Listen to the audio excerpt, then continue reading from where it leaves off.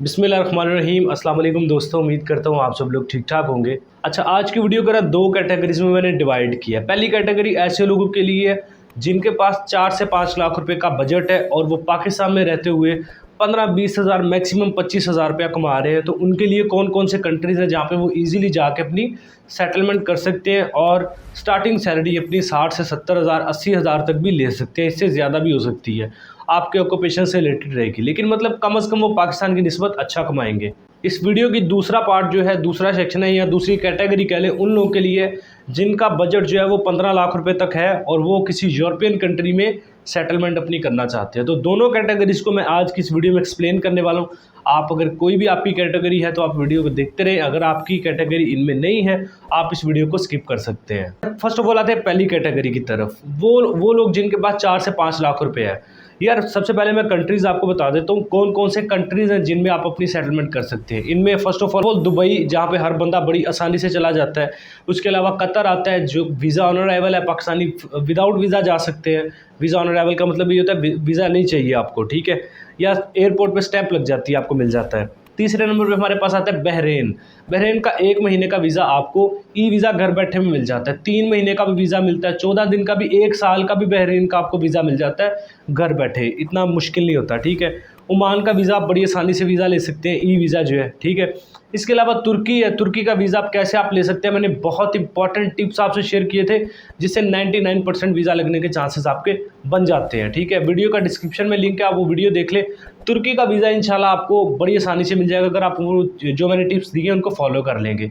Include statement के बाद Malaysia आ जाता है। मलेशिया में भी आपको सैलरी ठीक मिल जाती है कंपेयर टू पाकिस्तान। यार ये देखो, मैं ये वो कंट्रीज़ बता रहा हूँ जो पाकिस्तान की निस्बत जहाँ पे सैलरी आपको अच्छी मिलेगी। मलेशिया में कुछ भी नहीं है, तुर्की में कुछ नहीं है, दुबई में ज़लालत है, ये है वो है, ये आपकी अपनी मर्ज़ी है। मैं आपको ये नहीं कह रहा कि मैं आपको वहाँ पे जॉब दिलवा रहा हूँ या मैं कह रहा हूँ कि वहाँ पे करोड़ों रुपए है। कम से कम पाकिस्तान की निस्बत वहाँ पे आप अच्छा कमा सकते हैं, ये सभी को पता है, ठीक है। लोग क्या करते हैं, लोग यार जाते हैं, देखो यार किसी भी कंट्री में जाना है, वहाँ पे जाते ही आपको लाखों करोड़ों रुपया नहीं मिल जाता। आपको वहाँ पे सेटलमेंट करनी पड़ती है अपनी खुद। 3 महीने, 4 महीने, 6 महीने आपको जलील होना पड़ता है। लोग पार्कों में सोते हैं, ठीक है, तब जाके आपकी सेटलमेंट होती है। तो सेटलमेंट के लिए आपको थोड़ा सा सेक्रीफाइस करना पड़ता है अपनी अयाशियों को, ठीक है, और थोड़ी सी स्ट्रगल करनी पड़ती है। अभी मैं आपको ऐसे हज़ारों लोग दिखा सकता हूँ पाकिस्तानी इंडियंस जो दुबई में 4-4 लाख 5-5 लाख रुपए अभी कमा रहे हैं और उनकी छोटी मोटी कैटेगरीज है, वेटर है, कोई क्लीनर है। क्यों? क्योंकि उनकी सेटलमेंट हो चुकी है, उनको लैंग्वेज आ चुकी है, उनकी स्किल में इंप्रूवमेंट आ चुकी है, वो डील करना जान चुके हैं किसी कैसे करना है क्लाइंट को, ठीक है। तो इस वजह से आप जब जाते हैं, स्ट्रगल आपको करके ही आपकी सेटलमेंट होती है, चाहे वो तुर्की है, चाहे वो कनाडा है, चाहे वो दुबई है, ठीक है, अमेरिका है, जो भी कंट्री है यार, सेटलमेंट आपको खुद ही करनी पड़ती है और ज़लालत के बगैर सेटलमेंट जो है मुमकिन नहीं होती। अच्छा, ये जो मैंने कंट्रीज़ आपको बताए हैं, इसके अलावा भी बहुत सारे कंट्रीज़ हैं, जैसे सिंगापुर है। आप ई वीज़ा घर बैठे आपको मिल जाता है, सिर्फ passport, ID card, white background आपने सेंड करनी होती है, इन्विटेशन लेटर वहाँ से लेके वो अटैच करके आपने अपलोड करना होता है, घर बैठे ई वीज़ा 1 महीने का मिल जाता है। लेकिन सिंगापुर में आप विजिट वीज़ा को वर्क वीज़ा में कन्वर्ट नहीं कर सकते, सज़ा है वहाँ पे। सिंगापुर में लीगली आप 1 महीने वाले वीज़ा पे, विजिट वीज़ा पे जॉब नहीं ढूंढ सकते, लेकिन लोग ढूंढते हैं वहाँ पे। जॉब ढूंढ के आपको पाकिस्तान वापस आना पड़ता है। जिस एम्प्लॉयर के पास आपने जॉब ढूंढी है वो या मिली है आपको, वो एम्प्लॉयर आपको बाद में इनवाइट करके वर्क परमिट पे बुलाता है, ठीक है। सिंगापुर में भी सैलरीज बहुत अच्छी हैं। और इसके अलावा हांगकॉन्ग है, हांगकॉन्ग का वीज़ा आप घर बैठे बगैर फ़ीस के ले सकते हैं, 1 महीने का अप्लाई कर सकते हैं, ठीक है। उसका सारी डिटेल जो है, सिंगापुर का वीज़ा, बहरीन का, हांगकॉन्ग का, मतलब जितने भी कंट्रीज़ बता रहा हूँ इनका वीज़ा आप कैसे घर बैठे ले सकते हैं या फिर क्या प्रोसेस है, कौन से डॉक्यूमेंट्स हैं, फ़ीस कितनी है, कैसे अप्लाई करना है, ये सारी चीज़ें मैंने बहुत सारी वीडियोज़ में एक्सप्लेन की है। उन वीडियोज़ के लिंक आपको डिस्क्रिप्शन में मिलेंगे, वहाँ पर जाके देख लीजिएगा। देखो यार, मैं दोबारा रिपीट कर रहा हूँ, तुर्की में कुछ भी नहीं है, वो गुर्बत है, वहाँ पे जॉब नहीं है, ये है वो है, टीआरसी नहीं मिलती, आप विजिट वीज़ा पे जाके क्या करें। देखो यार, मैं इन चीज़ों पे डिस्कस नहीं कर रहा, मैं यहाँ पे आपको कहता रहूँ ना कि नहीं नहीं यार ट्राई तो करो, ट्राई तो करो। आप नहीं करोगे जब तक आप खुद प्रैक्टिकली वहाँ पे जाके देख नहीं ना लोगे, आप एनालाइज नहीं कर सकते चीज़ों को। और भाई 4-5 लाख रुपए के साथ फिर ऐसे ही है। अगर तो आपका बजट ठीक है फिर तो ठीक है, आप यूरोप चले जाओ, लिमिटेड जॉब्स हैं, सैलरीज बहुत अच्छी है। लेकिन अगर बजट ही उतना है तो यार फिर उसके हिसाब से तो आपको यही कंट्री सूट कर रहे हैं, या तो पाकिस्तान में रहते हुए 15-20 हज़ार 25 हज़ार कमाते रहो, या फिर ये सोच के कि वहाँ पे 60-70 हज़ार 80 हज़ार कोई सैलरी नहीं है या फिर वहाँ पे ज़लालत होगी, तो फिर ये सोचना है तो फिर पाकिस्तान में ठीक है। कमाते रहो 20-25 हज़ार। मेरा काम था आपको सिर्फ एक आगाही देने का रास्ता दिखाना कि यार ये भी ऑप्शन है, उस पर अमल करना है नहीं करना वो आपकी अपनी मर्जी है। बाकी Bahrain, Qatar, Oman, Dubai, Singapore, Malaysia, Hong Kong, तुर्की, ये सारे कंट्रीज़ जो है यहाँ पे आप इजीली, अगर आपका बजट है ना 4-5 लाख रुपया, आप इन कंट्रीज़ में अपनी आसानी से सेटलमेंट कर सकते हैं। अच्छा, अब आते हैं उन लोगों की तरफ जिनका बजट जो है वो 15 लाख रुपए तक है, ठीक है। मैक्सिमम, मिनिमम 15 लाख रुपए तक है, मैक्सिमम तो आप 20 लाख 25 लाख जितना मर्जी कर लेना। कम से कम आप, अगर आपका 15 लाख रुपए आपके पास है तो आपने क्या करना है, मैं ऐसा नहीं कह रहा 15 लाख रुपये किसी एजेंट को दे देना है, आपने अपना वीज़ा खुद अप्लाई करना है। अगर आपके पास 15 लाख रुपये तक का बजट है, फिर आपने क्या करना है, उस 15 लाख को आपने यूज़ करके अपनी स्टेटमेंट बनानी है। 6 महीने की स्टेटमेंट बना ले, अपना NTN बना ले, जो भी डॉक्यूमेंट्स मैंने बहुत सारे वीडियोस में बताए हैं। जिस कंट्री की भी आप इन्फॉर्मेशन लेना चाह रहे हैं ना कि यार इस कंट्री के डॉक्यूमेंट्स क्या है, प्रोसेस क्या है, आप यूट्यूब के सर्च बॉक्स में उस कंट्री का नाम लिखें, आगे एवरी वीज़ा लिखें, आपको डॉक्यूमेंट्स, प्रोसेस, हर चीज़ पता चल जाएगी, ठीक है। तो अगर आपका 15 लाख रुपए तक का बजट है तो आप कभी भी ये ना सोचें कि मैं 15 लाख किसी बंदे को दे दूंगा और वो मुझे एम्बेसी से वीज़ा निकलवा देगा। यार इस बात को अपने माइंड में फिट कर लें, पाकिस्तान का, इंडिया का, दुनिया का कोई भी बड़े से बड़ा ऑफिसर है ना, जब तक उसको वीज़ा नहीं ना, एम्बेसी नहीं ना वीज़ा इशू करेगी, कोई भी बंदा उसको वीज़ा नहीं दे सकता। ये बात याद रखिएगा। मैं दुबई, मलेशिया वगैरह की बात नहीं कर रहा, मैं बात कर रहा हूँ यूरोप की, कनाडा, अमेरिका, ऑस्ट्रेलिया, न्यूजीलैंड, इन कंट्रीज़ की। इनका वीज़ा हमेशा आपको डॉक्यूमेंट्स की बेस पे मिलता है। कभी भी कोई बंदा आपको वीज़ा नहीं लेके दे सकता। 15 लाख, 20 लाख, 50 लाख, ऐसा कुछ भी नहीं होता, ये सिर्फ फ्रॉड ही होता है ऐसे, ठीक है। वीज़ा हमेशा आपके डॉक्यूमेंट्स की बेस पे होता है और डॉक्यूमेंट्स आप खुद अपने हाथों से जाकर एम्बेसी में सबमिट कर सकते हैं। जो 15-20 लाख एजेंट को दे रहे हैं ना, एजेंट में भी वही काम करना है, एजेंट ने भी, जो आपने खुद करना है।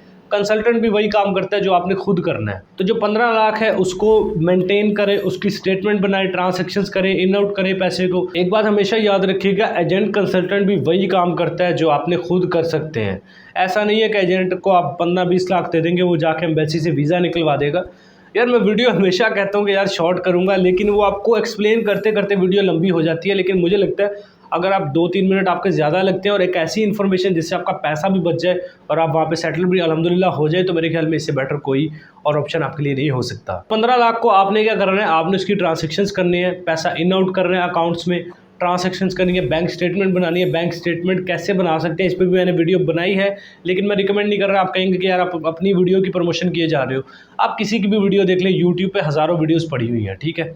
मेरी देखना जब मेरी देख ले, किसी और की, जिसकी मर्जी स्टेटमेंट वाली वीडियो देखे, स्टेटमेंट अपनी यूटिलाइज करे, उसको ऐसे बनाए कि जैसे लगे कि यार रैंडमली बनी है, जानबूझ के स्क्रिप्टेडली नहीं बनाई गई, वीज़ा लेने के लिए नहीं बनाई, आपने रैंडमली बनाई है। आफ्टर दैट आप अपनी स्टेटमेंट को रेडी करें। दूसरे डॉक्यूमेंट जो होते हैं, passport, ID card, hotel ticket, ये 1 से 1.5 हफ्ते के अंदर ये सारे डॉक्यूमेंट बन जाते हैं, ठीक है। अपनी टैक्स रिटर्न लगाना चाहे लगा ले, NTN लाजमी लगाएं, अपना नेशनल टैक्स नंबर यार हर बंदा बना ले। आपने वीज़ा अप्लाई करना है, नहीं करना, कम से कम NTN से कोई आपको इशू नहीं है। आप ये ना सोचें मैं NTN बना लूँगा तो पता नहीं मुझे टैक्स पड़ जाएगा, मुझे टैक्स पे करना पड़ेगा, ऐसा कुछ भी नहीं है। ये आपको एक आइडेंटिटी के तौर पे एक नंबर मिल जाता है जिसको टैक्स नंबर कहते हैं। अगर आप इन फ्यूचर जॉब या बिजनेस करते हैं, आपकी मर्जी है कि आप उसमें से टैक्स दे सकते हैं, ठीक है।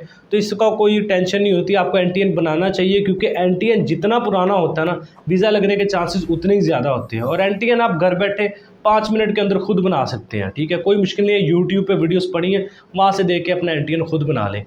NTN जितना पुराना होता है, वीज़ा लगने के चांसेस उतने ही ज़्यादा होते हैं। फॉर एग्जांपल आप यूरोप के कंट्री फ्रांस का वीज़ा अप्लाई कर रहे हैं, फ्रांस के वीज़ा के डॉक्यूमेंट्स मेंटेन करें। जो 15 लाख है उसको यूज़ किया, स्टेटमेंट बनाई है, 15 लाख क्लोजिंग बैलेंस या इससे ज़्यादा अपना क्लोजिंग बैलेंस करें और फिर अपना वीज़ा अप्लाई करें यूरोप का, किसी भी कंट्री का विजिट वीज़ा। जब आप विजिट पे चले जाएंगे, फिर आपको पता ही है कि जॉब मिल जाती है बड़ी आसानी से, बंदा विजिट वीज़ा वर्क वीज़ा में कन्वर्ट कर सकता है। यूरोप में आप हमेशा जब भी जाएंगे, इटली, पुर्तगाल, ये 2 ऐसे कंट्रीज़ हैं, इसमें माल्टा को भी इंक्लूड कर लें। ये 3 ऐसे कंट्रीज़ हैं जहाँ पे वर्क परमिट सबसे आसानी से मिल जाता है, डॉक्यूमेंट्स आपको बहुत आसानी से मिल जाते हैं, लैंग्वेज की कोई प्रॉब्लम नहीं इतनी होती और बड़ी आसानी से आपको डॉक्यूमेंट्स मिल जाते हैं। उनके मैं रिकमेंड नहीं करता, लेकिन कुछ लोग इलीगल होते हैं, उनको भी पुर्तगाल एक्सेप्ट करके टैक्स नंबर दे के डॉक्यूमेंट्स दे देता है। यार देखो, अगर आपका 4-5 लाख बजट है, मैंने उसके अकॉर्डिंग भी आपको कंट्रीज़ बताए हैं कि पाकिस्तान की निस्बत यहाँ पे सैलरीज आप अच्छी ले सकते हो।